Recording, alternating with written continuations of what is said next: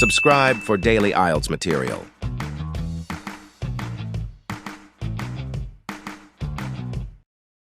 Section 1.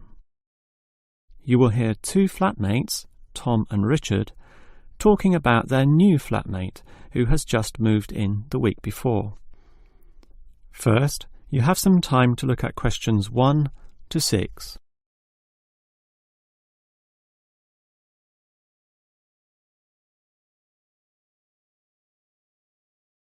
You will see that there is an example that has been done for you.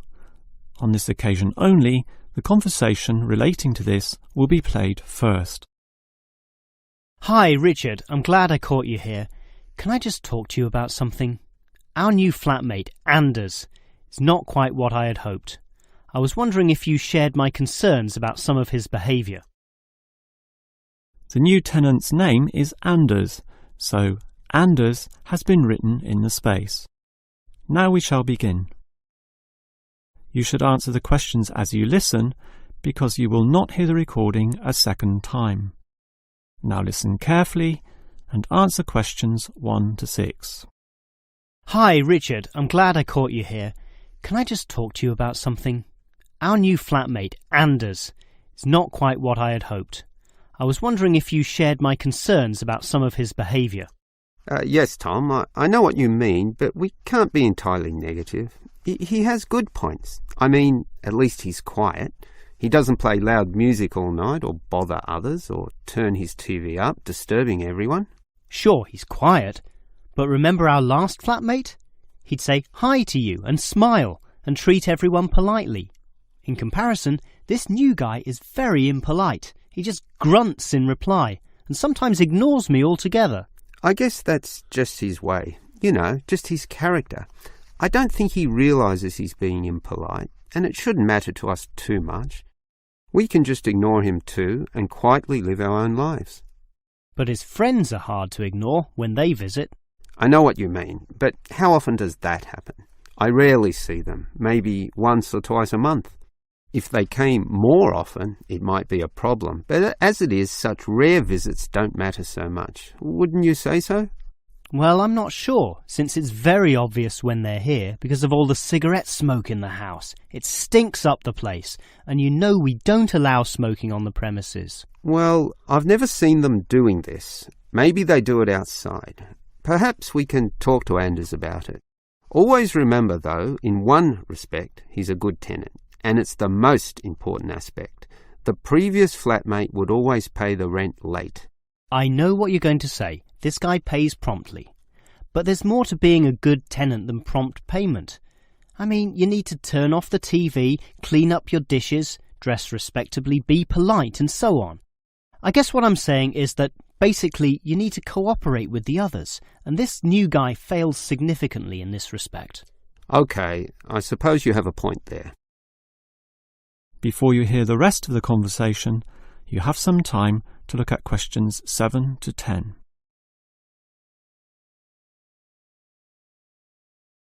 Now listen and answer questions 7 to 10.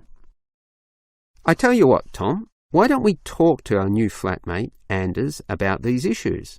If we throw him out, we'll have to go to all the trouble of finding another flatmate, who might not necessarily be much better. So, let's give the current guy a chance. Here, I've got a piece of paper, so let's make a short list of issues to discuss with him. Get it out into the open. Sure, we'll give him one more chance. So write communication, and let's tell him to... Well, we can't change a person's personality overnight. So why don't we have a weekly tenants meeting, and we can just ask him to attend. That way we can get to know him better. I'll write attend meeting, and we can take it from there. OK, but we have to tell him about his friends. They can't just do whatever they want. Write a heading friends, and then write don't smoke anywhere, inside or outside. Well, instead of being so direct and possibly causing offence, I'll just write follow rules and verbally mention the rules. TV off by 10 p.m, no loud music or bad behaviour, including smoking. OK, do that, but I still think we need to specifically mention that last issue. you know how I can't stand the habit. So I'd like this to be another and separate point. Cigarettes, strictly forbidden. And it's important to include the strictly here. We can't pussyfoot around too much. Sometimes directness is necessary. OK, I'll write that. Forbidden. OK. And what about cleaning duties? Anders is a little too relaxed about that. Dishes are sometimes not washed, dirty teacups are left around the place, and so on. So, right, must do better. Yeah, again, Tom, he might take that personally and it could cause a scene. I'd rather be general. I'll write must be done and I'll tell him that that's for everyone, not just him. OK? OK, as long as he gets the message. That is the end of section 1. You now have half a minute to check your answers.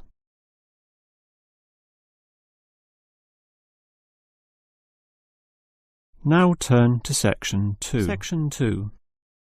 You will hear a first aid officer talking to a group of factory workers about emergency first aid. First, you have some time to look at questions 11 to 17.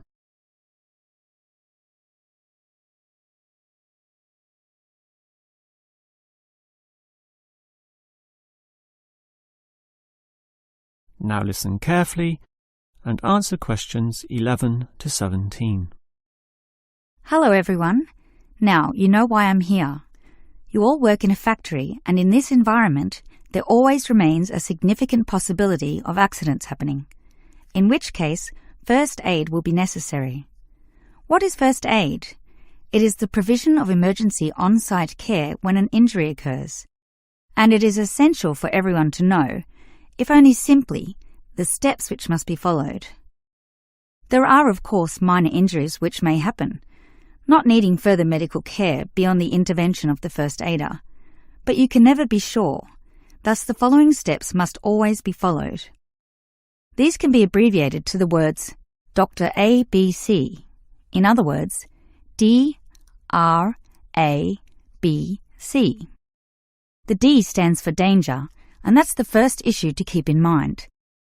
When an accident happens, immediately ascertain that the environment is safe. That, for example, nothing else will fall or break or cause accidents. If you, the first aider, are also injured, the problem is even worse. The R stands for respond.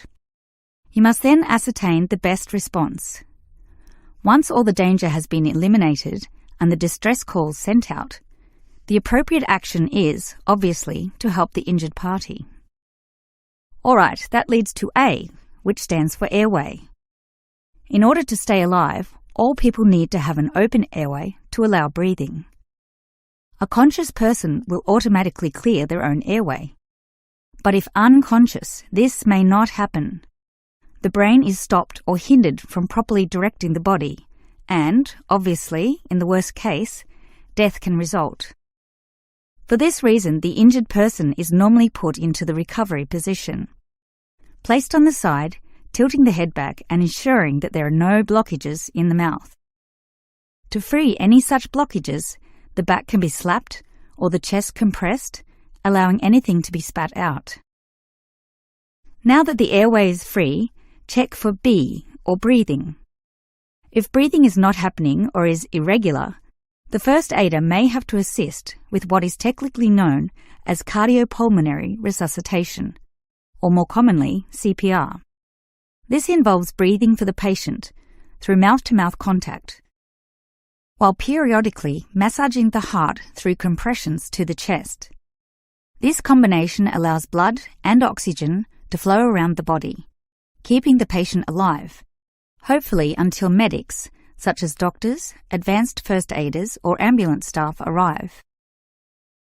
Before you hear the rest of the talk, you have some time to look at questions 18 to 20.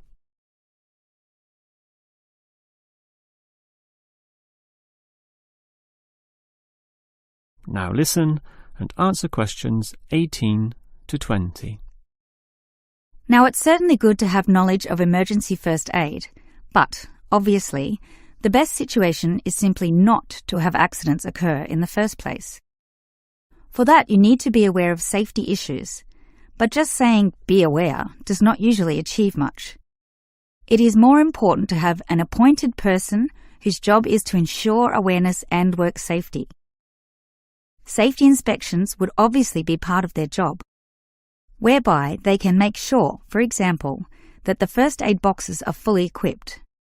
Another idea is to put posters on the walls, but, interestingly, research has proven that these tend to be ignored, becoming just part of the wallpaper, seen but not put into practice.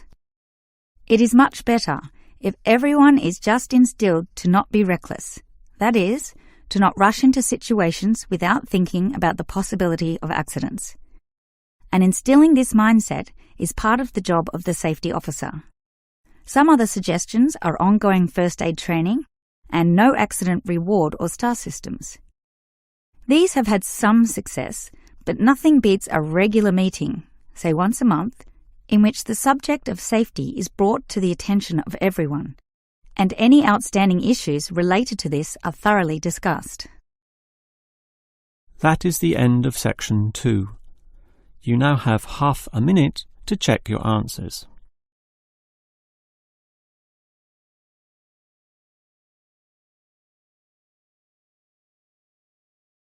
Now turn to section 3. Section 3. You will hear two students, Frank and Nicole, discussing their research on university waste. First, you have some time to look at questions 21 to 25.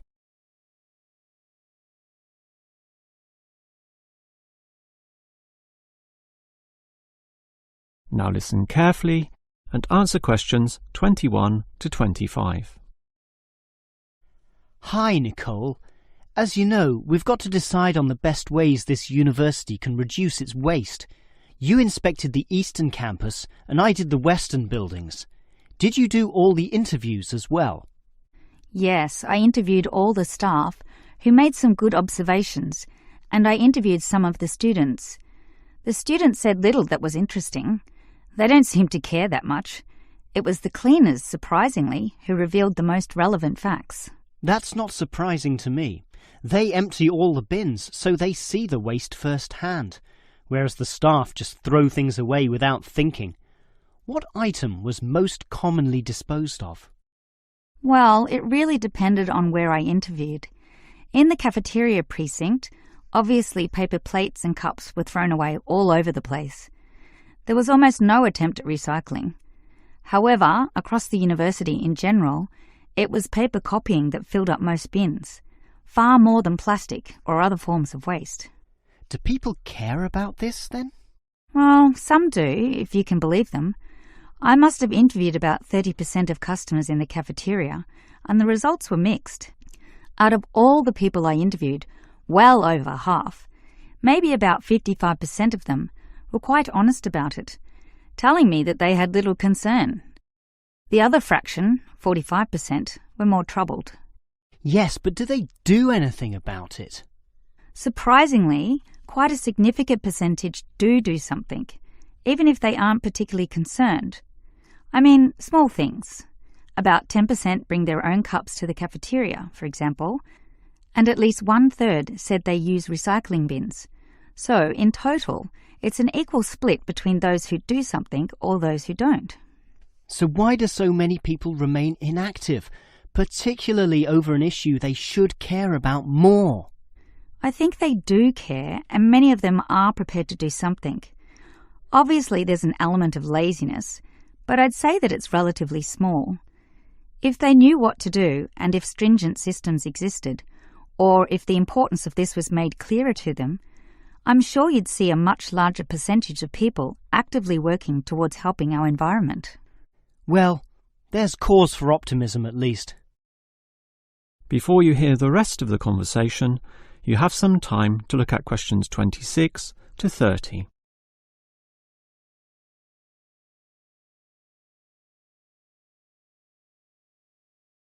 Now listen and answer questions 26 to 30. Clearly then, there's a significant waste of paper here at this university. So I've worked out one practical suggestion which could help reduce it, specifically the waste from the excess photocopying. Let me hear it then. Obviously, for a start, we've got to ensure that people, including the staff, without exception, copy both sides of a page. We can't tolerate single-sided copying. It's just far too wasteful. Absolutely. Just more trees being chopped down. But as people are doing copying, there may be adjustments and practice copying, producing single-sided copies or blank pages not wanted and not intended for use. These need to be deposited into a tray for intended recycling. You know, for recopying onto the blank side of the page. But people don't usually do that. I'm afraid it's just human nature. No matter how unimportant the copying is, they prefer to use fresh paper. Yeah, I agree with you, which is why you need to display these papers right in front of everyone with a clear sign, "Please reuse," to make it easy for them to do so. They still won't do it. I know. That's why you take some of these papers and regularly stack them inside the copier in a special tray once a day, say in the morning. Well, that's getting better, making it easier for them to use the paper. But still, I'm afraid many won't. That's why you allow everyone to select this tray when copying. You distribute numbers or codes to every person, giving them special access to this recycling tray. Every time they use papers from this, it's tallied up to their account. I know I'm sounding a bit negative, or even cynical here, but why should they bother using that tray? Because the person who does the most copying from this recycling tray gets, say, a cinema pass or lottery ticket or some other sort of reward. Oh, right. Now that's a system which might just work. Let's trial it in the office and see what happens. That is the end of section 3. You now have half a minute to check your answers.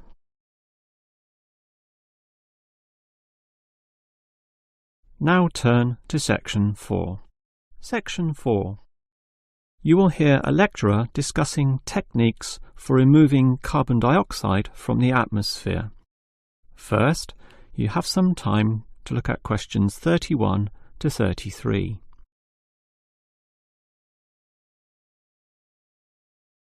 Now listen carefully and answer questions 31 to 33. We all know about the role of carbon dioxide in causing global warming. Obviously, society needs to reduce the release of carbon dioxide, otherwise known as CO2. This gas comes from the burning of fossil fuels, such as coal and oil, and it is virtually impossible for society to prevent or even limit such activity. Our need for energy and power is just too great. Instead, a more practical idea is to collect the carbon dioxide from the burning process, for example, directly from the chimneys of power stations, and somehow prevent this gas from being released into the environment. To do that, you need to store it somehow, and that has to be essentially forever. It is perhaps for this reason that many believe that, rather than storing the carbon dioxide as a gas, it is better to react it with metal oxides, such as magnesium or calcium, which results in the formation of a hard carbonate material. The gas is, in effect, turned into a stable and unreactive solid, which can simply be dumped anywhere. This process actually occurs naturally, although very, very slowly, and is one cause of the surface limestone in the world. But this slow reaction speed is the problem. Even when enhancing this process through high temperature and pressure, or pre-treatment of the mineral, it is still far too slow to be economical. One other technique which has been suggested is to pump the gas to the bottom of the ocean, where it would react with compounds in the seawater, forming carbonic acid. However, this alternative has now been ruled out. The CO2 may be removed from the atmosphere, but the high oceanic acidity which would result raises its own set of problems, mostly with all the delicate life and the intricate food chains in the seawater, some on which we ourselves depend, and that's something which no one wants to experiment with. Before you hear the rest of the lecture, you have some time to look at questions 34 to 40.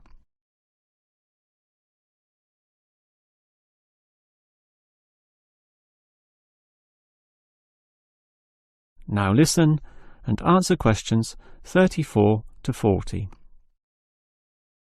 Perhaps because of the lack of alternatives, the most commonly discussed solution to the problem of disposing of carbon dioxide is to pump the gas underground, a technique known as geosequestration. In this system, the CO2, for example, could be pumped into underground pockets within depleted oil wells or disused coal tunnels. This carries, however, three serious disadvantages. Namely, the risk of leaks, the considerable costs involved, and finally, the unproven effectiveness. Let us look at those three disadvantages in detail. Firstly, there is the risk of leaks. Although the gas would be deep and sealed over by masses of rock and earth, the huge pressures in these spaces would turn the gas into a liquid state, capable of moving through rock fissures or faults. This could allow the gas to eventually be released to the surface. Since CO2 is heavier than air, and thus pushes oxygen aside, such leaks could result in the suffocation of thousands or tens of thousands of people, certainly not a consequence to be taken lightly. Natural CO2 leakage from volcanic buildup has already witnessed such deadly events. The other problem of geosequestration is the cost. The time and effort spent on materials and construction, primarily the pipework through which the gas would travel, does not come cheaply. So, if this system were to be implemented in, say, coal-fired power plants, the extra cost would have to be paid by the electricity user, whose bills would almost double as a consequence. Few people are prepared to pay this much simply to make a small dent on the effects of global warming. And this leads to the final problem. The most basic question is whether geosequestration actually reduces global warming. The problem here is that the energy needed to create and drive the sequestration process would require approximately a quarter of a coal-fired electricity plant's output. In other words, the plant would have to burn 1/4 more of its coal just to account for the sequestration of the carbon dioxide. And with coal producing other noxious pollutants, such as sulfur, ash, and heavy metals, the environment is hardly benefited at all. Nevertheless, there are many active experimental efforts underway, primarily in oil production sites. These are small, but intensively monitored and analysed. All we can say now is that the jury is still out on whether underground carbon storage will one day be feasible. That is the end of section 4. You now have half a minute to check your answers.